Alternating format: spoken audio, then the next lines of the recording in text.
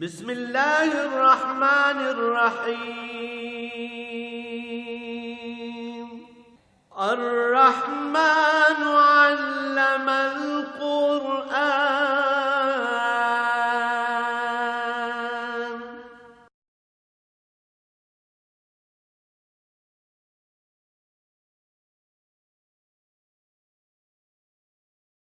الحمد للہ رب العالمین والصلاة والسلام علی حبیبہ محمد وآلہ وصحبہ۔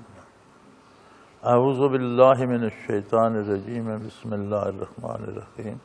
انہ من یات ربہ مجرما فإن لہ جہنم لا یموت فیہا ولا یحیا ومن یاتہ مومنا قد عمل صالحات فاولئک لہم الدرجات العلی جنات عدن تجری من تحتها الانہار خالدین فیہا وذالک جزاء من تزکی۔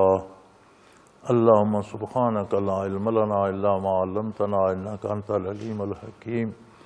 مولایا صلی وسلم دائما ابدا علی حبیبک خیر الخلق کلہم۔ چنانچہ بات یہ چل رہی تھی کہ فرعون نے جب جادوگروں کو سجدے میں دیکھا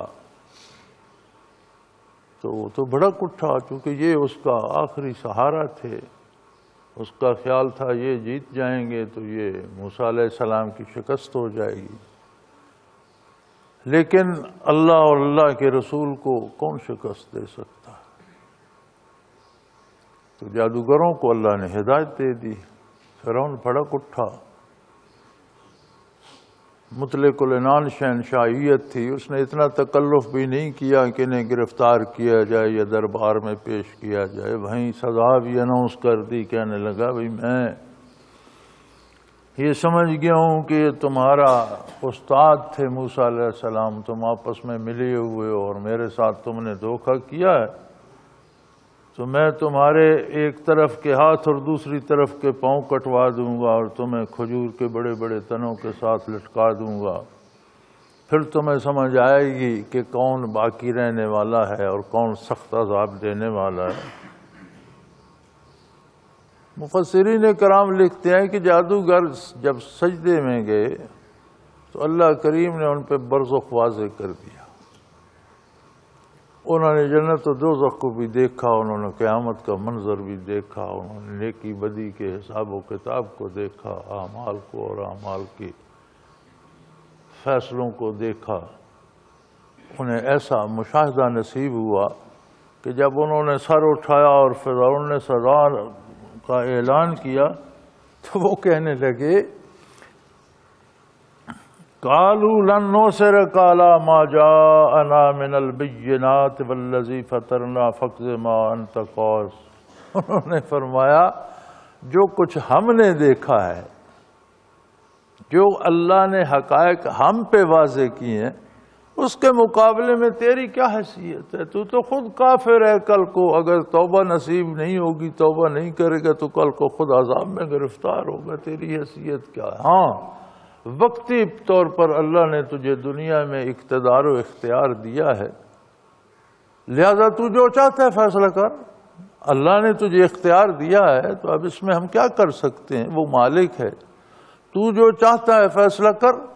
ہاتھ کاٹنا چاہتا ہے کاٹ دے، پاؤں کاٹنا چاہتا ہے کاٹ دے، پھانسی دینا چاہتا ہے دے دے۔ فقض ما انت قاض، اس کے علاوہ بھی جو تو چاہتا ہے، کوئی اور سزا بھی تیرے ذہن میں ہے وہ دے دے، ہم وہ بھگتیں گے سزا بڑی خوشی سے، اس لیے کہ ہمیں یہ پتہ ہے انما تقضی ہذہ الحیات الدنیا، تیرے پاس 4 دن دنیا میں مہلت ہے، ہم یہ دنیاوی سزا بھگت لیں گے، اس کے مقابلے میں جو ہمیں اللہ نے بتا دیا ہے، جو ہم نے سجدے میں دیکھا ہے، تیری سزا اور تیری بادشاہت کی کوئی حیثیت نہیں ہے۔ اس لیے کہ انا آمنا بربنا، اے بے وقوف ہم اپنے پروردگار پر ایمان لا چکے۔ یہ ہوتی ہے قوت ایمانیہ۔ انہوں نے یہ نہیں فرمایا کہ ہم اللہ پر ایمان لا چکے ہیں، فرمایا انا آمنا بربنا، ہم اپنے پروردگار پر ایمان لا چکے ہیں۔ یعنی پروردگار وہ ہے جو ہمیں جس نے پیدا کیا، جو ہمیں پال رہا ہے، جو ہمیں موت دے گا، جو بعد الموت فیصلے کرے گا، وہ پروردگار ہے۔ تو اگر ہمارے ہاتھ پاؤں کاٹ دے گا تو کوئی فرق نہیں، اللہ کے نزدیک ہمارے گناہ جھڑ جائیں گے، بخشش مل جائے گی، اور جرائم سارے تیرے گلے پڑ جائیں گے۔ وہ پروردگار ہے، اس کے عدل میں تو جرم کی طرف جا رہا ہے۔ اور کہنے لگے ہم تو شکر کریں کہ اللہ ہمارے گناہ معاف کر دے۔ سب سے بڑا گناہ، زندگی بھر ہم جادو کرتے رہے، ہم تو اپنے پروردگار سے شرمندہ ہیں۔ یہ سزا تو معمولی ہے، تو ہاتھ پاؤں کاٹ کر ہمیں سولی دے دے، لیکن اگر اس کے بدلے ہمارے وہ زندگی بھر کے گناہ معاف ہو جائیں تو پھر تو یہ سودا سستا ہے۔ مرنا تو ہے، آج نہیں مریں گے، کل مریں گے، پرسوں مر جائیں گے۔ تو ہمیں آج مار دے اور اس موت کے بدلے ہماری زندگی بھر کی خطائیں معاف ہو جائیں تو اور ہمیں کیا چاہیے؟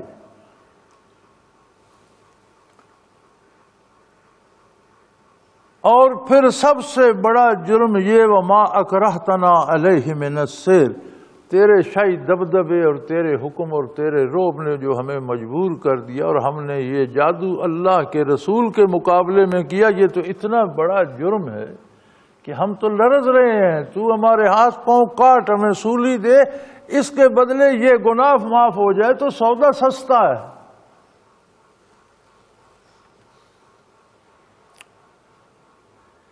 مجھے حیرت ہوتی ہے کہ ہم کیسے مسلمان ہیں۔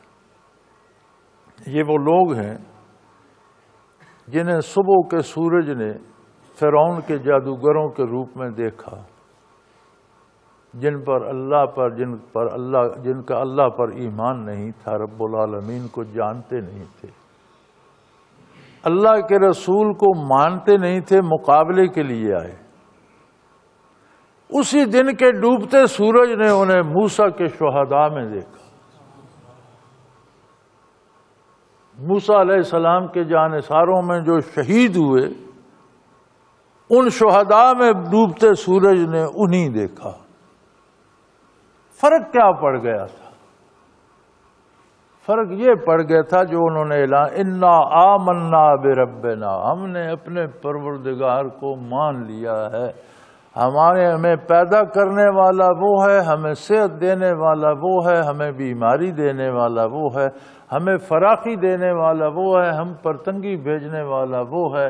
ہمارے لیے اتنا بڑا ہے کہ ہم اس کی اطاعت کے لیے کوشاں رہیں، باقی معاملات اس کے ہیں۔ ہمیں اس نے حق دیا ہے، تکلیف آئے تو ہم دعا کریں، اللہ یہ بھی تیری نعمت ہے، تیری طرف سے، ہم کمزور ہیں، ہماری تکلیف ہٹا کے ہمیں آسانی کی نعمت عطا فرما۔ بیماری ہے، یا اللہ یہ بھی تیری نعمت ہے، میں کمزور ہوں، اللہ بیماری ہٹا دے، مجھے صحت کی نعمت عطا کر دے۔ یہ حق اس نے ہمیں دیا ہے۔ اور اگر کسی بیماری کے طفیل اللہ سے بات کرنے کی سعادت نصیب ہو جائے تو اور کیا چاہیے؟ اس بیماری نے تو ساری قیمت ادا کر۔ ایمان کا خاصہ یہ ہے کہ جو دوپہر تک فرعون کا ساتھ دے رہے تھے اور اس کی رضا کے لیے کوشش کر رہے تھے، جب انہیں نور ایمان نصیب ہے تو انہوں نے کہا فرعون تو بے وقوف ہے، تجھ میں عقل ہی نہیں ہے، تو کیا کر لے گا؟ تو کہتے ہیں میں ہاتھ پاؤں کاٹ دوں گا تو کیا ہوگا؟ ہمارے گناہ معاف ہو جائیں گے۔ تو کہتے ہیں میں پھانسی دے دوں گا، ہم شہید ہو جائیں گے، ہمیں اور کیا چاہیے؟ ارے بے وقوف، تو ہماری بھلائی کر رہا ہے۔ ہم پتہ نہیں کس قسم کے مسلمان ہیں، مجھے بیان کرتے بھی، ہمیشہ میں یہ بیان بھی کرتا ہوں، شور بھی کرتا ہوں، پھر کہتے ہیں وہ جی کسی نے ہمارے رشتے بند کر دیے، کسی نے ہماری روزی۔ یار اللہ رب العالمین ہے۔ یہ جادوگر جو تمہیں ڈراتے ہیں، یہ ڈراتے تمہیں اس لیے ہیں کہ تم سے پیسے لے کر روٹی، ان کے پاس شام کو کھانے کے پیسے نہیں ہوتے۔ یہ اتنا کچھ کر سکتے ہیں تو اپنی روزی کیوں نہیں کما سکتے؟ آپ کی روزی اگر بند کر سکتے ہیں تو اپنی کھول کیوں نہیں لیتے؟ خود ساری عمر گدا کر کے اور لوگوں سے جھوٹ بول کے اور ٹھگ کے کیوں کھاتے ہیں؟ لیکن بات یہ ہے کہ ہم حقیقت ایمان کو تلاش نہیں کرتے، پانے کی کوشش نہیں کرتے، مردم شماری میں ایک دعویٰ کر دیتے ہیں ہم مسلمان ہیں، چلو ٹھیک ہے کافی ہے۔ دعویٰ کافی نہیں ہے، حقیقی ایمان چاہیے، اس کی ضرورت۔ اور اگر موسیٰ کے جادوگروں پر برزخ واضح ہو سکتا ہے تو ہم پر کیوں نہیں؟ ہم محمد الرسول صلی اللہ کے امتی ہیں، ہم برزخ میں کیوں نہیں جھانک سکتے؟ ان پر کیوں کھل گیا، ہم پر کیوں نہیں کھلتا؟ زندگی میں انہوں نے پہلا سجدہ کیا، اس میں سارا برزخ واضح ہو گیا، تو ہماری عمر گزر گئی سجدے کرتے، ہمیں نظر کیوں نہیں آتا؟ انہوں نے سجدہ کامل ایمان سے کیا تھا، اور ہمیں اس لیے نظر نہیں آتا کہ ہمارے دل میں خود رہتی ہے، پتہ نہیں ایسا ہے بھی کہ نہیں۔ انہوں نے نہیں مانا تو نہیں مانا، مقابلے میں جب مانا تو ماننے کا حق ادا کر دیا۔ ہم مانتے تو ہیں لیکن نیمے دروں نیمے بروں، شاید ایسا ہو بھی جائے، شاید ایسا نہ بھی ہو۔ میرے بھائی، اللہ کو رب العالمین مانو اور یقین کامل سے مانو۔ کہ دیکھو کسی نے انہیں کوئی واز سکھایا تھا، کہیں کوئی تذکرہ ملتا ہے کہ انہوں نے کوئی موسیٰ علیہ السلام سے سبق سیکھا؟ کوئی بھی نہیں۔ لیکن وہ کہتے ہیں واللہ خیر وابقا، بے وقوف تیرے پاس چند لمحے تجھے اللہ نے مہلت دی ہے، تجھے مرنا ہے، باقی اللہ کو رہنا ہے ہمیشہ۔ اور یہ یاد رکھ، اب یہ انہیں کس نے باتیں پڑھی؟ وہ کہتے ہیں یاد رکھ انہ من یات ربہ مجرما فإن لہ جہنم، جو جرائم کر کر کے، مجرم بن کر، گناہ گار بن کر، گناہ کرتے ہوئے مر جائے گا اور اس حال میں اللہ کے روبرو پیش ہوگا، اس کے لیے اللہ نے دوزخ تیار کر رکھی ہے۔ اور دوزخ ایسی جگہ ہے لا یموت فیہا ولا یحیا، جہاں موت کا کوئی تصور نہیں اور جہاں زندگی بھی زندگی نہیں ہے، صرف عذاب ہی۔ اب یہ انہیں بات کس نے بتائی تھی؟ شرح صدر علم لدنی، نبی سے تعلق کی وجہ سے نبی کے علوم نبی کے قلب سے ان کے قلب میں آ گئے۔ یار بندہ کلمہ پڑھے تو پھر مزہ آ جائے نا کہ قلب اثر رسول سے برکات اس کے قلب میں آ جائیں۔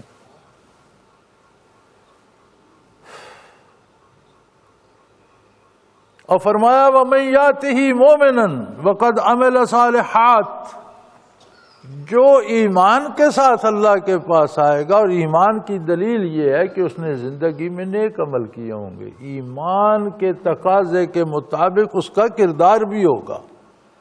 خالی دعوی ایمان کافی نہیں، ایمان کے ساتھ اس کا کردار بھی مومن کا ہوگا۔ فَأُولَٰئِكَ لَهُمُ الدَّرَجَاتُ الْعُلَىٰ، ان کے لیے بڑے بلند منازل ہیں۔ ان کی تو ہمیں سمجھ ہی نہیں آتی کیسے کیسے عالی شان اور بلند درجات اور منازل اور کیا کیا نعمتیں ہیں۔ جنات عدن، ہمیشہ رہنے والے باغات جن میں بہار ہی بہار ہے، کبھی خزاں نہیں آتی، جن میں ہمیشگی ہے، کبھی ان کو خزاں نہیں آئے گی، کبھی وہ ختم نہیں ہوں گے، کبھی تباہ نہیں ہوں گے۔ تجری من تحتہا الانہار، نہریں جن کے تابع ہو کر بہتی ہیں۔ دنیا کے باغات تو پانی کے تابع ہیں، جہاں پانی پہنچتا ہے وہاں باغ لگ سکتا ہے۔ جنت کے باغاتوں کے پانی ان کے تابع ہے، جہاں کوئی باغ لگائے وہیں پانی کا جانا مجبوری ہے، پانی کو وہاں جانا پڑتا ہے۔ پھر خالدین فیہا، جنت میں داخل ہوں گے تو ہمیشہ ہمیشہ ہمیشہ رہیں گے، کوئی وہاں سے انہیں نکالے گا نہیں۔ وَذَلِكَ جَزَاءُ مَن تَزَكَّىٰ، اے فرعون، یہ انعام اس کو ملے گا جس نے زندگی پاکیزگی میں گزاری، اللہ کی اطاعت میں گزاری، جس کا یقین محکم اللہ کے ساتھ، اس کی ربوبیت کے ساتھ رہا۔ وَلَقَدْ أَوْحَيْنَا إِلَىٰ مُوسَىٰ، یہاں یہ قصہ ختم ہوا، جادوگر شہید ہو گئے، اپنی منزل کو پا گئے۔ اب کیا عجیب سما ہوگا کہ ابھرتے سورج نے جنہیں فرعون کا جادوگر دیکھا، ڈھلتا سورج انہیں موسیٰ کے شہداء میں دیکھ رہا تھا۔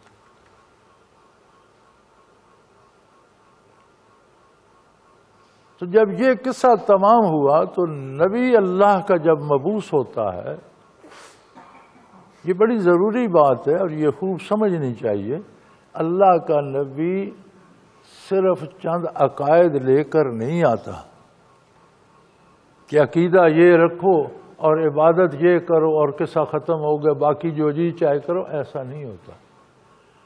اللہ کا نبی عقیدہ بھی لاتا ہے، اس عقیدے کے مطابق پوری زندگی کا لاہ عمل لاتا ہے۔ اس لاہ عمل میں سیاسیات بھی ہیں، اس میں عدلیہ بھی ہے، اس میں تعلیم اور تعلم بھی ہے، اس میں کاروبار اور معیشت بھی ہے، یعنی پوری زندگی کا لاہ عمل اللہ کا نبی لے کے آتا ہے۔ اور اللہ کا آخری نبی صلی اللہ علیہ وآلہ وسلم آقا نامدار جب مبعوث ہوئے تو آپ کی بعثت سے لے کر قیامت تک عقیدہ اور پوری زندگی کا عمل یہ اسلام ہے۔ کیا آپ نے سیاست نہیں کی؟ کیا آپ نے عدالتیں نہیں بنائی؟ کیا آپ نے تعلیم و تعلم کا خیال نہیں رکھا؟ کیا آپ نے معاملات اور لین دین اور معیشت نہیں سکھائی؟ کاروباری قافلے، کیا کاروبار نہیں ہوتا تھا؟ ایک فرانسیسی مصنف ہے، اس نے ایک کتاب لکھی ہے پیغمبر اسلام محمد صلی اللہ علیہ وسلم کی درود تو میں پیش کر رہا ہوں، اس میں صرف نام نامی اس میں گرامی لکھا ہے۔ اس نے پوری حضور کی ولادت با سعادت سے لے کر وصال تک پوری سوان حیات مرتب کی ہے اپنی نظر میں۔ اب وہ مسلمان تو نہیں ہے، فرینچ ہے، اس کا اپنا کوئی عقیدہ ہے، لیکن حقائق ہوتے ہیں، اس کی زبان سے بھی بولتے ہیں۔ وہ لکھتا ہے، حیرت ہوتی ہے حضور اکرم صلی اللہ علیہ وسلم کے انقلاب پر کہ آپ ہجرت فرما کر مدینہ منورہ آئے، سن ہجری کی ابتدا ہوئی اور اسلامی ریاست کی بنیادی اینٹ رکھی۔ 9 برس تک حضور اکرم صلی اللہ علیہ وسلم نے اسلامی ریاست کو چلایا، اسلام کے قانون کی تنفیذ کی، اسلام کو عملاً نافذ کیا۔ کہتا ہے حیرت اس بات پہ مجھے ہوتی ہے کہ 10 ہجری میں جب حضور کا وصال ہوا صلی اللہ علیہ وسلم تو جزیرہ نما عرب سارا اسلامی ریاست میں شامل ہو چکا، اور اس نے کتاب ویسے ہی نہیں لکھی۔ جہاں جہاں حضور نے جہاد فرمائے، جہاں جہاں حضور نے سفر ہجرت فرمایا، پھر جو قبائل مسلمان ہوئے، جن قبائل میں حضور تشریف لے گئے، پھر جن قبائل کے ساتھ مسلمانوں کے جہاد ہوئے، وہ سارا اس نے چپا چپا پھر کے اس نے لکھا ہے۔ تو وہ کہتا ہے میں حیران اس بات پہ ہوں کہ نبی صلی اللہ علیہ وسلم کا جب وصال ہوا تو 9 سالوں میں جزیرہ نما عرب سارا اسلام کے زیر نگیں تھا، تو 9 سالوں پہ تقسیم کیا جائے تو ہر روز 824 مربع کلومیٹر فتوحات بنتی ہیں کہ روزانہ 824 کلومیٹر علاقہ ریاست اسلامی میں شامل ہو، تب 9 سالوں میں جزیرہ نما عرب پر ریاست بنتی ہے۔ تو قربان جائیے اس جرنیل کے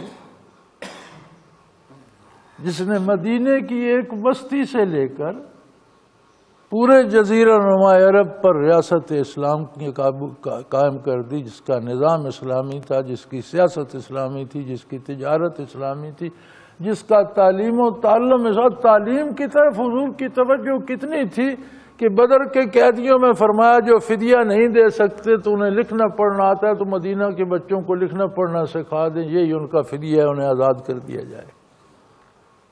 یہ بنیادی اینٹ جب رکھی جا رہی تھی ریاست کی، تب سے بچوں کی تعلیم کا بھی اہتمام کیا جا رہا تھا۔ یہ آج کون سا فلسفہ آ گیا ہے کہ جی دین تو بندے کی ذاتی بات ہے اور ریاستی امور اور سیاست یہ ایک الگ شے ہے۔ سیاست الگ ہوگی تو دین کے پاس باقی بچے گا کیا؟ پھر تو لوگ فرد فرد ہو کر ہی جئیں گے۔ اسلام لوگوں کو فرد فرد ہو کر نہیں چھوڑتا، اسلام لوگوں کو اجتماعیت کی طرف اور پوری انسانی زندگی کو اجتماعیت کی طرف دعوت دیتا ہے۔ اسلام تو کافروں کو بھی زندہ رہنے کے حقوق دیتا ہے کہ یہ مسلم ریاست میں اپنے حقوق حاصل کرتے رہیں، خواہ کفر پر رہیں، لیکن ایک اجتماعی اور ایک اجتماعیت کی زندگی بسر کرے۔ یہاں چونکہ اب ہماری اپنی زندگیاں اللہ ہمیں معاف کرے اسلام سے خالی ہو چکی ہیں، پھر جو ہم میں سے اقتدار میں آتا ہے وہ چاہتا ہے کہ اسلام کی بندشیں مجھ پر نہ ہو، میں فرعون کی طرح اپنی ہر خواہش اپنی مرضی سے پوری کرتا رہوں۔ پھر وہ کہتا ہے یار اسلام کو تو الگ رکھو اور معاشی نظام الگ ہوگا۔ معاشی نظام الگ کون سا تم نے بنایا؟ پورے ملک کو سود کھانے پہ لگا دیا، پورا ملک اللہ اللہ کے رسول کے ساتھ حالت جنگ میں ہے، پھر کہتے ہیں مجھ پر مصیبتیں آتی ہیں۔ جنگ میں تو تکلیفیں ہوتی ہیں، جب اللہ کے رسول سے قومی حیثیت سے آپ جنگ کر رہے ہیں تو جنگ میں تو زخم لگتے ہیں، پھر چیخنے کی کیا بات ہے؟ اور اس افراتفری میں بھی جو سود نہیں کھاتا وہ ان دکھوں سے محفوظ ہے جو سود خوروں پہ ہیں۔ اللہ اتنا کریم ہے کہ 18-20-22 کروڑ کی آبادی میں جو چند نفوس جن کو اللہ نے توفیق بخشی ہے سود نہیں کھاتے، ان کو وہ تکلیفیں نہیں ہیں جو سود خوروں کو ہیں، وہ پھر آرام سے رہ رہے۔ اے اللہ، تو جب یہ مقابلہ فرعون پر اتمام حجت ہو گئی، طے ہو گیا کہ فرعون اب نہیں مانیں گے، چلو اللہ کی حجت تمام ہو گئی، جادوگروں کا مقابلہ بھی ہو گیا، معجزات بھی دیکھ لیے، اور یہ کہانی برسوں پہ محیط ہے، کم و بیش 40 برس اس میں گزرے۔ موسیٰ علیہ السلام جس دن تبلیغ کے لیے آئے اور یہ جادوگروں کا مقابلہ ہوا، اور یہ غرق فرعون تک تقریباً 40 برس گزر گئے تھے۔ یہ ساری عمر موسیٰ علیہ السلام کی جہاد میں گزری۔ تو حکم ہوا، ارشاد ہوا، اب بات آ گئی سیاست کی، یہ تبلیغ سے نہیں مان رہا، تو آپ ایسا کریں، وَلَقَدْ أَوْحَيْنَا إِلَىٰ مُوسَىٰ، ہم نے موسیٰ پر وحی کی، موسیٰ کو بتایا، أَنْ أَسْرِ بِعِبَادِي، دیکھو اللہ کتنا کریم ہے۔ بنی اسرائیل موسیٰ علیہ السلام کو بھی تانے دیتے تھے کہ آپ نہیں آئے تھے تو ہمیں مار پڑتی تھی، آپ نبی مبعوث ہو گئے ہمیں تو ویسے ہی مار پڑا، ہم کیا جانیں۔ جن مصیبتوں میں آپ کے آنے سے پہلے مبتلا تھے وہی مصیبتیں ہم تو بھگت رہے ہیں۔ وہ فرماتے تھے صبر کرو، حوصلہ کرو، اللہ تمہارے ساتھ ہے، اللہ تمہارے لیے راستہ بنا دے گا۔ اس لیے کہ ہمیشہ اللہ کے نیک بندے کامیاب رہتے ہیں۔ پھر حکم ہو گیا کہ موسیٰ ان اسر بعبادی، واہ مالک تیرے کرم کتنے وسیع ہیں۔ بنی اسرائیل شکایتی کرتے رہتے تھے، پھر جب ہجرت کر کے بھی گئے اور سمندر سے پار بھی نکل گئے، کبھی کہتے تھے ہمیں بت بنا دو، کبھی گوسالے کو پوجنے لگ گئے، کبھی کچھ تماشا۔ جہاد آیا تو کہا موسیٰ فاذهب انت وربک فقاتلا انا ہاہنا قاعدون، موسیٰ آپ جاؤ اور آپ کا رب لڑو، ہم تو یہ بیٹھے۔ اس کے باوجود وہ کریم کہتا ہے میں نے موسیٰ سے کہا اسر بعبادی، میرے بندوں کو لے کر نکل جاؤ۔ کرم تو دیکھو اللہ کا، پھر میرے بندے کہہ رہا ہے، یہ نہیں کہا بنی اسرائیل کو لے جاؤ، میرے بندوں کو لے کر رات کو نکل جاؤ۔ اسر کہتے ہیں، اصلاح کہتے ہیں رات کے سفر کو۔ اسر بعبادی، رات کو میرے بندوں کو لے کر نکل جائیں سمندر کی طرف۔ جب سمندر پر پہنچیں فَاضْرِبْ لَهُمْ طَرِيقًا فِي الْبَحْرِ یَبَسًا، بحر یبسا، تو آپ سمندر پر لاٹھی ماریے گا۔ یہ بنی اسرائیل کے 12 قبیلے ہیں، 12 بیٹے تھے حضرت یعقوب علیہ السلام کے، ہر بیٹے کا ایک قبیلہ تھا، تو 12 راستے بن جائیں گے، اور یبسا سمندر پھٹ جائے گا، خشک راستے بن جائیں گے، کوئی کیچڑ چھوڑ کر اس میں نمی بھی نہیں ہوگی، خشک زمین ہوگی۔ لا تخاف درکم ولا تخشا، آپ کسی قسم کے تعاقب کا یا پکڑے جانے کا کوئی اندیشہ نہ کریں، اور بنی اسرائیل کو لے کر رات کو، اب یہ سیاسی فیصلہ تھا نا، تو دین پھر سیاست سے الگ کس طرح ہے؟ چنانچہ آپ نے بنی اسرائیل کو حکم دیا، تو چونکہ یہ سارے قبطیوں کے گھروں میں کام تو سارے بیگار یہی کرتے تھے، بغیر تنخواہ کے ملازم تھے، ان کی الٹی مار بھی کھاتے تھے، تو کھانے کو جھوٹا موٹا کوئی دے دیتے تھے، تو ان کے زیور سنبھالنے، کپڑے رکھنے، جوتے رکھنے، یہ کوئی صفائی کے لیے لے جاؤ، کوئی لے آؤ۔ تو موسیٰ علیہ السلام نے فرمایا بھی راتوں رات ساری قوم نکل چلو۔ تو بنی اسرائیل تھے تو تکڑے نہ، انہوں نے جو زیور کپڑا فرعونیوں کا بھی قابو آیا بغل میں دبایا، اور رات موسیٰ علیہ السلام کے ساتھ نکل گئے۔ فرعون کو صبح کو خبر ہوئی، تو کیا یہ سیاسی فیصلہ نہیں تھا؟ اب صبح تک چلتے چلتے وہ پہنچے تو آگے سمندر تھا۔ فرعون کو خبر ہوئی تو اس نے فوراً فوجوں کو تیار کیا اور تعاقب کرنا شروع کر دیا۔ یہ کوئی پیدل تھے، کوئی ریڑھوں گڈھوں پر تھے، کوئی کسی طرح گھستے مستے جا رہے تھے، ان کے پاس تیز رفتار گھوڑے اور وہ چھکڑے تھے جنگ والے، وہ ان میں سوار ہوئے، سمندر کے کنارے پہنچے، پیچھے طوفان اٹھا، دیکھا تو فرعون کا لشکر آ رہا ہے، لیکن موسیٰ علیہ السلام نے عصا مارا، پانی میں راستے بن گئے۔ قرآن کریم کہتا ہے یبسا، خشک راستے، کوئی اس میں نمی کا اثر بھی نہیں، اور پانی کی جو مختلف دیواریں اس طرح کھڑی تھی کالطود العظیم، قرآن میں آتا ہے جس طرح بڑے بڑے پہاڑ ہوں کٹے ہوئے، اس طرح پانی کے ٹکڑے بن گئے، اور درمیان میں خشک راستے بن گئے، ان میں ہوا چلنا شروع ہو گئی، ہر قبیلہ ایک ایک راستے پہ ہو لیا۔ ابھی یہ درمیان میں پہنچے تھے کہ فرعون اور اس کا لشکر بھی آ گیا، تو فرعون نے بھی لشکر دریا میں ڈال دیا، خود ہچکچایا۔ مفسرین کرام لکھتے ہیں کہ فرعون بڑے سفید رنگ کے بڑے شاہی گھوڑے پہ سوار تھا، تو خود ہچکچایا کہ فرعون کو اندر ان کو لشکر کو جانے دوں اور خود بچ جاؤں۔ جبرائیل امین ایک گھوڑی پہ بیٹھ کر آئے، وہ من جانب اللہ ایسی گھوڑی تھی کہ انہوں نے گھوڑے کے قریب سے گزاری، گھوڑا پیچھے لگا، انہوں نے سمندر میں ڈال دی، فرعون کا گھوڑا بھی چلا گیا۔ چنانچہ فاتبعہم فرعون بجنودہ، فرعون نے اپنے لشکر سمیت ان کا تعاقب کیا اور پیچھے سمندر میں گھس گیا۔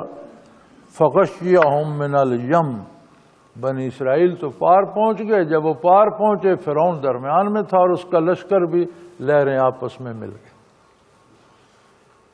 وہ بڑے بڑے پہاڑ 100 200 فٹ بلند کٹا ہوا پانی کھڑا تھا، سمندر کی گہرائیاں تو رب بھی جانے کہاں کتنی ہیں، بعض جگہ تو میلوں کے حساب ہیں، کلومیٹروں کے حساب ہیں، کہیں 2 کلومیٹر، کہیں 5 میل، کہیں 2 میل، پتہ نہیں اس جگہ کتنی تھی۔ تو وہ بڑے بڑے پہاڑ کالطود العظیم قرآن میں آتا ہے، بڑے بڑے پہاڑ کٹے ہوئے پانی کے کھڑے تھے۔ اب یہ گھوڑے دوڑاتے اور وہ بگیاں درمیان میں ڈالے، جب یہ درمیان میں پہنچے بنی اسرائیل پار چلے گئے، پانی آپس میں مل گیا۔ فغشیہم من الیم ما غشیہم، موجوں نے اس طرح ڈھانپا جس طرح ڈھانپنے کا حق ہوتا، سارے نابود ہو گئے۔ فرمایا حاصل کیا ہوا؟ وَأَضَلَّ فِرْعَوْنُ قَوْمَهُ وَمَا هَدَىٰ، فرعون ایسا بد نصیب تھا کہ اپنی ساری قوم کو بھی گمراہی میں لے گیا، ان کی رہنمائی کا حق ادا نہ کر سکا، انہیں ہدایت کی طرف نہ لا سکا۔ دوسری جگہ قرآن کریم میں آتا ہے نا کہ جب فرعون کو غوطے آئے تو اس نے بڑا زور لگا کر سر نکالا پانی سے اور کہا کہ اب میں مسلمان ہوتا ہوں، میں توبہ کرتا ہوں۔ تو اللہ کریم نے فرمایا الآن، اب توبہ کا وقت گزرا، اب تو تجھے موت کے فرشتے اور آخرت کے عذاب نظر آ رہے۔ ایمان بالغیب قبول ہوتا ہے، آخرت کو دیکھ کر تو ہر کوئی مانے گا، اب جب تجھ پر برزو کھل گیا اب مانتا ہے، اب گزر گیا وقت۔ اور کتنا بد نصیب تھا، اللہ کریم فرماتے ہیں کہ پوری قوم کی رہنمائی اسے اللہ نے دی تھی، ان پر حکومت دی تھی، فضیلت دی تھی، اس کے حکم پر چلتے تھے، اس کا حق بنتا تھا، قومی رہنماؤں کا حق بنتا ہے کہ قوم کو ہدایت کی طرف اور نیکی کی طرف لے کر جائے۔ حکمرانوں کا یہ حق نہیں ہے صرف کہ قوم کے سر پر مسلط ہو جائیں اور اچھا کھائیں، اچھا پہنیں، بڑی بڑی گاڑیوں میں بیٹھیں اور بڑے بڑے پروٹوکول لیں اور موج کریں، یہ نہیں، بلکہ حکمران کا حق ہے کہ اس کے پاس قوم کا اقتدار ہے تو پوری قوم کی رہنمائی کرے اور اسے نیکی اور ہدایت اور کامیابی کی طرف لے کر جائے۔ تو فرمایا فرعون نے حق ادا نہیں کیا، پوری قوم کو گمراہ کیا اور انہیں تباہی کی طرف لے کر چلا گیا۔ پھر بنی اسرائیل سے مخاطب ہوئے رب کریم، فرمایا یا بنی اسرائیل قد انجیناکم من عدوکم، ہم نے تم پر کتنا انعام فرمایا کہ مادی وسائل سے، افرادی قوت سے کوئی تصور نہیں تھا کہ تم فرعون کا مقابلہ کر سکو۔ اللہ نے کیسا انتظام فرمایا کہ فرعون ہی نہیں، پوری فوج، فرعون کا پورا لاؤ لشکر۔ اس وقت فوجیں اس طرح نہیں ہوتی تھی جس طرح آج ہیں کہ فوج میں بھرتی ہو گئے، پینشن آ گئے۔ اس وقت پورا ملک میں جتنے نوجوان ہوتے تھے سب فوجی ہوتے تھے، سب لڑائی کی ٹریننگ لیتے تھے، گنتی کے ملازم فوجی رکھے جاتے تھے جو ڈیوٹیاں کرتے تھے۔ باقی جب جنگ کا اعلان ہوتا تھا تو لوگ جمع ہو جاتے تھے، اپنا اپنا گھوڑا، اپنا اپنا ہتھیار لے آتے تھے۔ اور عہد نبوی علیہ صاحب الصلاۃ والسلام تک اس طرح تھا۔ عہد اسلام کے پہلے شروع کے عہد میں خلفائے راشدین کے زمانے میں بھی یہی تھا، جب کوئی جہاد پیش آتا اعلان کر دیا جاتا اور لوگ اپنی کوئی گھوڑا لے آتا، کوئی اونٹ لے آتا، کوئی خود ہی آ جاتا جس کے پاس سواری نہ ہوتی، اسلحہ اپنا ہوتا تھا، سواری ہے۔ اسی لیے تو ہے نا کہ جس سواری ہوتی تھی اس کو 2 حصے غنیمت سے ملتے تھے، جس کے پاس سواری نہیں ہوتی تھی اس کو 1 حصہ ملا کرتا۔ تو اس نے جب اعلان کیا تو قوم کے نمائندے نوجوان جو تھے وہ سارے جمع ہو گئے۔ اللہ کریم فرماتے ہم نے سارے دشمن تمہارے ایک جھٹکے میں ڈبو دیے اور تمہاری جان چھڑا دی، اور فرعونوں کے محل اور ان کے باغات اور ان کے خزانے اور ان کی ریاست تمہارے قبضے میں دے دی، تمہیں کچھ بھی نہ کرنا پڑا۔ فرمایا یا بنی اسرائیل قد انجیناکم من عدوکم، دیکھو ہم نے تمہیں تمہارے دشمن سے نجات دلائی۔ ووعدناکم جانب الطور الایمن، پھر ہم نے تمہیں طور کی طرف دعوت دی کہ اب دریا سے، سمندر سے پار آئے ہو تو اب طور کی فلاں وادی میں سارے لوگ آ جاؤ۔ وَنَزَّلْنَا عَلَيْكُمُ الْمَنَّ وَالسَّلْوَىٰ، جب تم وادی طیہ میں بھٹک رہے تھے اور تمہیں کچھ کھانے پینے کو نہیں مل رہا تھا، زمین پر کوئی ایسی رویدگی نہیں تھی جو تم کھاتے، اس ویرانے میں کچھ پینے کو پانی نہیں تھا، کھانے کی کوئی چیز نہیں تھی، تو ہم نے آسمانوں سے تم پر کھانے نازل کیے۔ وَنَزَّلْنَا عَلَيْكُمُ الْمَنَّ وَالسَّلْوَىٰ، من و سلوہ، میٹھا اور نمکین دونوں طرح کا کھانا، کھانا 2 ہی طرح کا ہوتا ہے، کتنی قسمیں آپ بنا لیں ہر ڈش یا میٹھی ہوگی یا نمکین ہوگی۔ اگر کوئی 1000 ڈش بھی بنائے تو وہ 2 حصوں میں تقسیم ہو جاتی ہیں، یا میٹھی ہوتی ہیں یا نمکین ہوتی ہیں۔ فرمایا ہم نے تم پر میٹھے بھی اور نمکین بھی کھانے آسمانوں سے نازل فرمائے، اور حکم یہ دیا کلوا من الطیبات ما رزقناکم ولا تطغوا فیہ، حکم یہ دیا کہ بے تکلف جتنا کھا سکتے ہو کھاؤ، لیکن اس میں زیادتی نہ کرنا کہ اپنا رکھ کے دوسرے کا چھیننے لگ جاؤ، آج کا کھا کر دوسرے سے چھپا کر کل کے لیے الگ کر لو، ہیرا پھیری نہ کرنا، جو کھا سکتے ہو کھاؤ، روز کا روز تازہ نازل ہو جاتا ہے۔ اگر اس میں بھی ہیرا پھیری کرے گو فَيَحِلَّ عَلَيْكُمْ غَضَبِي، تو تم پر میرا غضب نازل ہوگا۔ دیکھو اللہ کا نظام ایسا ہے کہ مفت میں ان پر کھانے آسمان سے نازل فرمائے اور روزانہ تازے آتے تھے. لیکن اللہ کو اپنے بندوں کا پتہ ہے کہ یہ مجھ پر بھروسہ نہیں کریں، کیا پتہ کل نازل ہو نہ ہو، کچھ کل کے لیے چھپا کر رکھ لوں. اپنا لے کر گود میں ڈال لیا، دوسرے کی مٹھی بھر لی. فرمایا اگر اس طرح کرو گے تو تم پر میرا غضب نازل ہوگا. یہ تو بات تھی بنی اسرائیل کی، وہ بھگتتے رہے. ہم اپنی بات کریں. آج جب ہم کہتے ہیں کہ مجھے بڑی تکلیفیں ہیں، مجھ پر بڑے دکھ ہیں، کہیں ایسا تو نہیں کہ ہم بھی اسی طرح دوسروں کا حق مارتے ہیں؟ کہیں ایسا تو نہیں کہ ہم جہاں کام کرتے ہیں وہاں چوری کرتے ہیں؟ 10 گھنٹے ڈیوٹی ہے، 8 گھنٹے دی، گھنٹہ جانے میں لیٹ ہو گئے، گھنٹہ پہلے اٹھا ہے. جس کا کام کیا اس سے اور نہیں تو کوئی چائے کی پیالی ہی پی لی، 2 سگریٹ ہی لے لیے، کچھ نہ کچھ اس سے کھرکوا لیا. دوسرے کا حق مار کر چھپا لیا، چوری چوری پیسے جمع کر لیے، نہ ان کی زکوٰۃ دی نہ ان پر. اچھا مزے کی بات یہ ہے کہ قاعدہ یہ ہے کہ جو بندہ عمرہ کرتا ہے اور اس نے حج نہیں کیا اس پر حج فرض ہو جاتا ہے، فرض عین ہو جاتا ہے. اس لیے کہ مکہ مکرمہ، مدینہ منورہ، حرمین میں جانے آنے کی اس کی استطاعت ثابت ہوگی کہ یہ آ جا سکتا ہے، صحت بھی ہے، اخراجات بھی ہیں، وقت بھی ہے، لہذا اس پر حج فرض ہو گیا. ورنہ تو حج فرض ہے نا، اس شرط کے ساتھ کہ آنے جانے کی استطاعت ہے تو فرض ہے، اس کے پاس طاقت نہیں تو اس پر فرض ہی. اب مزے کی بات یہ ہے کہ سارا ملک حج نہیں کرتا، عمرے سال میں 2 کرا،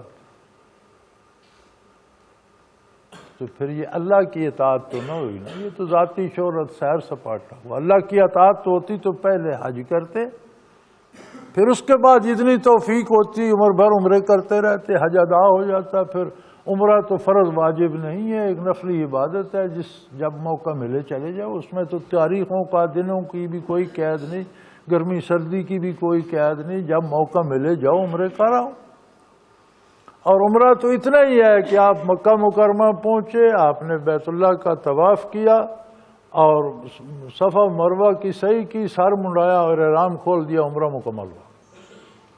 تو لوگ دن میں 3 عمرے، 4 عمرے کرتے ہیں، ہفتہ رہتے ہیں تو ہفتے میں 40-50 عمرے کر لیتے ہیں، ایک ہی عمرہ نہیں کرتے، کیونکہ عمرہ تو پل بھر میں ختم ہو جاتا، گھنٹے ڈیڑھ کی بات ہے ساری. لیکن عجیب بات یہ ہے کہ سارے لوگ جا رہے ہیں عمروں پر. اور پھر مزے کی بات، اگلے دن ایک آیا مجھے عمرے کے پر جا رہا ہوں، ملنے کے لیے آیا ہوں تو رو پڑا، دعا کریں میں خیریت سے. میں نے کہا اس لڑائی لگی ہے تو تم کیوں جاتے ہو؟ اتنا خطرہ ہے یہاں تمہیں، تم رو رہے ہو تو جاتے کیوں؟ عمرہ فرض واجب تو نہیں ہے، نفلی عبادت ہے یار، تو تم کیوں جاتے ہو؟ کہ میں دعا کروں اللہ تمہیں خیریت سے رکھے. تو رو رہا تھا. تو میں نے کہا حوصلہ کرو، اور کوئی عمرہ فرض نہیں ہے، نہ جاؤ. اگر اتنا ہی خطرہ ہے وہاں تو تم اس ایسی جگہ کیوں پنگا لیتے ہو؟ بندہ یہاں سے کہ میں افغانستان جاتا ہوں تو پھر ہمت کرے جائے، پھر اسے رونے کی کیا ضرورت؟ تو یہ ایک رواج بن گیا ہے. میں یہ واضح کر دوں کہ جس نے حج نہیں کیا اور وہ عمرہ کرتا ہے تو شرعاً اس پہ حج فرض ہو جاتا ہے، پھر اسے حج کرنا چاہیے. اور جس نے حج کیا ہوا ہے وہ عمرہ کرتا ہے تو اچھی بات ہے. تو یہ جو لوگ 10 عمرے کراتے ہیں، 2 عمرے کراتے ہیں، ہر سال عمرہ کراتے ہیں اور حج نہیں کرتے، یہ مجرم گردانے جائیں. کہاں چل رہے تھے، کہاں سے کہاں چلے گئے؟ تو فرمایا اگر زیادتی کرو گے، چھینا جھپٹی کرو گے، لوگوں کے حقوق پامال کرو گے، فَيَحِلَّ عَلَيْكُمْ غَضَبِي، تو تم پر میرا غضب واقع ہوگا، میرا غصہ ہوگا. تمہارے کام بگڑ جائیں گے، صحتیں خراب ہو جائیں گی، تنگی فراخی کی جگہ تنگی آ جائے گی، صحت کی جگہ بیماری آ جائے گی، کام رک جائیں گے. اللہ کی رحمت کو پانا چاہتے ہو تو لوگوں کے حقوق کا خیال رکھو اور اللہ کی دی ہوئی نعمتوں کو اللہ کے حکم کے مطابق استعمال کرو. قرآن کریم قصے تاریخ سنانے کے لیے بیان نہیں کرتا، تعلیم دینے کے لیے بیان فرماتا ہے.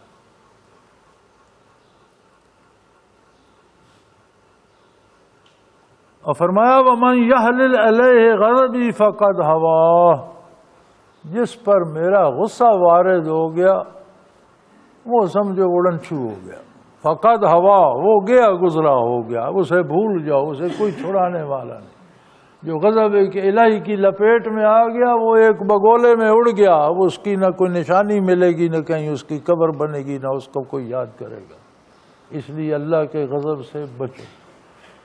تو ہمیں شکوہ تو ہے مصیبتوں کا، بیماریوں کا، شکایتیں تو ہیں، لیکن ہمیں یہ بھی سوچنا چاہیے کہ میں کہیں ناجائز کردار اپنا کر اللہ کے غضب کا شکار تو نہیں ہو رہا۔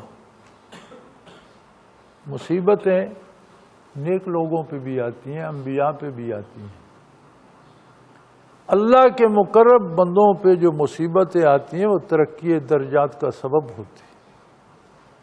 بعض منازل ایسے ہیں، منازل قرب ایسے ہیں جن کو پانے کے لیے مصائب کے سمندر سے گزرنا پڑتا ہے۔ مثلا یہ تو آسانی سے بات سمجھی جا سکتی ہے کہ شہادت کو پانے کے لیے قتل ہونا پڑتا ہے، قتل کی مصیبت سہنی پڑتی ہے، تب رتبہ شہادت ملتا ہے۔ اور بڑے بڑے اللہ کے مقرب بندوں نے صحیح خوان وعدہ رسول صلی اللہ علیہ وسلم نے شہادت کی عظمت کو پایا، لیکن ایک صحرا میں جانے دے کر، گلے کٹوا کر، سینے چھلنی کروا کر یہ کرنا پڑتا ہے۔ تو نیک لوگوں پہ اگر تکلیف، وہ ظاہر تکلیف ہوتی ہے، ترقی درجات کے لیے ہوتی ہے۔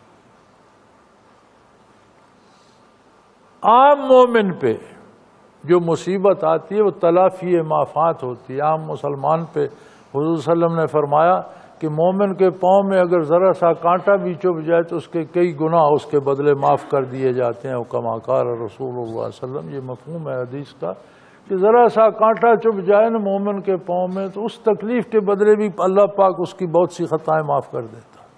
یہ تلافی معافات ہوتی۔ بدکار پر، کافر پر، بے دین پر جو مصیبت آتی ہے یہ از قسم عقوبات ہوتی ہے۔ یہ صرف ظاہری تکلیف نہیں ہوتی، اندر سے بھی وہ گل سڑ جاتا ہے، کھوکھلا، یہ محض سزا ہوتی ہے اللہ۔ تو یہ جو ہے اللہ کے غضب کا کھل جانا، یہ از قسم عقوبات ہے۔ جب آپ معاملات میں اللہ کی اطاعت نہیں کریں گے تو یہ اللہ کے غضب کو دعوت دینے کے مترادف ہے۔ جب اللہ کا غضب آئے گا آپ کی کوئی حیثیت نہیں رہے گی، آپ گئے گزرے ہو گئے، تھپیڑے کھاتے پھریں حالات کے، ادھر سے ادھر اور ادھر سے ادھر مار کھاتے رہیں، ذلیل ہوتے رہیں۔ اور اگر کوئی ایسا کر چکا ہے بارہلا، پھر وہ کیا کرے؟ فرمایا وَإِنِّي لَغَفَّارٌ، میں ہی بخشنے والا ہوں، اور کون ہے؟ اگر کوئی ساری زندگی تباہ کر چکا ہے، اگر کوئی بہت بھٹک چکا ہے، بہت گناہ کر چکا ہے، انی لغفار، اب توبہ کر لے، واپس آ جائے۔ کتنے گناہ کر لے، میری بخشش کو عاجز تو نہیں کر سکتا۔ شرط یہ ہے کہ خلوص دل سے توبہ کرے اور آج اپنی اصلاح کر لے، وہ برائیاں چھوڑ دے، آج میری بارگاہ میں آ جائے۔ انی لغفار لمن تابا، جو بھی توبہ کرے میں بخشنے کے لیے موجود ہوں، میرے سوا کون بخشے گا؟ آ جائے میری بارگاہ میں۔ لیکن توبہ کیا ہے؟ من تابا وآمن وعمل صالحا ثم اہتدی، توبہ یہ ہے اپنا عقیدہ صحیح کرے، ایمان خالص ہو، اپنا عمل درست کرے اور عقیدے کے مطابق اعمال صالح ہوں، ثم اہتدی، تب وہ ہدایت کو پا گیا، اس کے سارے گناہ معاف کر دوں گا، اس کی ساری گمراہیاں معاف کر دوں گا، اس پر سے سارے عذاب ہٹا دوں گا، اس پر سے ساری مصیبتیں ختم ہو جائیں، اس لیے کہ وہ ہدایت کو پا گیا، میری رحمت کو پا گیا۔ لیکن ہوگا تب کہ خلوص دل سے توبہ کرے، یہ چھوڑ دے کہ کتنے گناہ ہو چکے ہیں، جتنے بھی ہو چکے ہیں، اللہ کی رحمت کو عاجز نہیں کر سکتی. یہ بڑے مزے کی بات ہے. اس سے بڑی رعایت کیا ہوگی؟ انسان کو پہلے لمحے میں توبہ کرنی چاہیے. کیا پتہ اگلی سانس آئے گی یا نہ آئے گی. اللہ سے وعدہ بھی کرے جو ہو چکا اللہ مجھے معاف کر دے. دعا بھی کرے یا اللہ میں کمزور ہوں، تو ہی مجھے نیکی پر چلنے اور قائم رہنے کی توفیق بھی دے. اپنے عقیدے کو پرکھے اور جانچے. مجھے بڑا دکھ ہوا آج یہ خط پڑھ کر. کسی نے ہمارے رشتے بند کر دیے، کسی نے ہمارا رزق. اس کا مطلب ہے کہ اللہ کی کائنات میں کوئی اور بھی ایسا ہے جو رزق دیتا یا بند کر دیتا ہے، یا جو بچے بچیاں دیتا یا روک لیتا ہے. تو یہ تو اسلام نہیں ہے، تو شرک. ہم نے کلمہ پڑھ کے بھی شرک اپنا رکھا ہے. یار فرماتا ہے نہیں، یہ چھوڑ دو. عقیدہ ٹھیک کرے، عقیدے کے ساتھ کردار ٹھیک کرے، تب توبہ ہے. زبانی توبہ توبہ کہتا رہے تو یہ توبہ نہیں ہے. وآخر دعوانا ان الحمدللہ رب العالمین. اللہ اللہ اللہ اللہ اللہ اللہ اللہ اللہ. حضرت امیر محمد اکرم آوان مد ذلہ العالی دارالعرفان منارہ ضلع چکوال میں سالہ سال سے قرآن و حدیث کے اوپر خطابات کر رہے ہیں اور سلسلہ نقشبندیہ اویسیہ کے مطابق لوگوں کو ذکر الہی کی تربیت دے رہے ہیں. وہ قرآن پاک کی تفسیر ترتیب وار بیان کر رہے ہیں. تفسیر قرآن کو وہ موجودہ ملکی اور بین الاقوامی حالات کے مطابق بیان کرتے ہیں. موٹر وے سے کلر کہار کے انٹرچینج سے نکلتے ہوئے کلر کہار کی جھیل سے ہوتے ہوئے میانی، بوچھال اور نور پور سے گزرتے ہوئے دارالعرفان منارہ پہنچ سکتے ہیں. حضرت امیر محمد اکرم آوان نے بچیوں اور بچوں کی دینی اور دنیاوی تعلیم کے لیے سقارہ اکیڈمی کے نام سے ایک درسگاہ بھی قائم کی ہے، جس کا افتتاح ملک پاکستان کے صدر جنرل محمد ضیاء الحق نے اپنے دست مبارک سے کیا تھا. وہ تمام احباب جو اسلام کی طلب رکھتے ہیں ان سے گزارش ہے کہ دارالعرفان منارہ ضلع چکوال میں امیر محمد اکرم آوان صاحب کے خطابات سے مستفید ہوں. وہ ہر جمعے کو نماز سے پہلے بیان فرماتے ہیں. ہر ماہ کی پہلی اتوار کو ماہانہ اجتماع ہوتا ہے جس میں آپ خصوصی خطاب فرماتے ہیں اور پاکستان کے چاروں صوبوں سے احباب اس اجتماع میں شرکت کرتے ہیں. اس کے علاوہ یہاں سال میں 2 مرکزی اجتماعات بھی ہوتے ہیں. ایک رمضان المبارک میں اعتکاف کا اجتماع اور دوسرا جولائی اور اگست میں 40 دن کا اجتماع ہوتا ہے جس میں روحانی تربیت کی جاتی ہے. اپنا خون سیماب دے کر اتنا ہم کر جائیں گے، نام آقا کا چمن میں پھر رقم کر جائیں گے.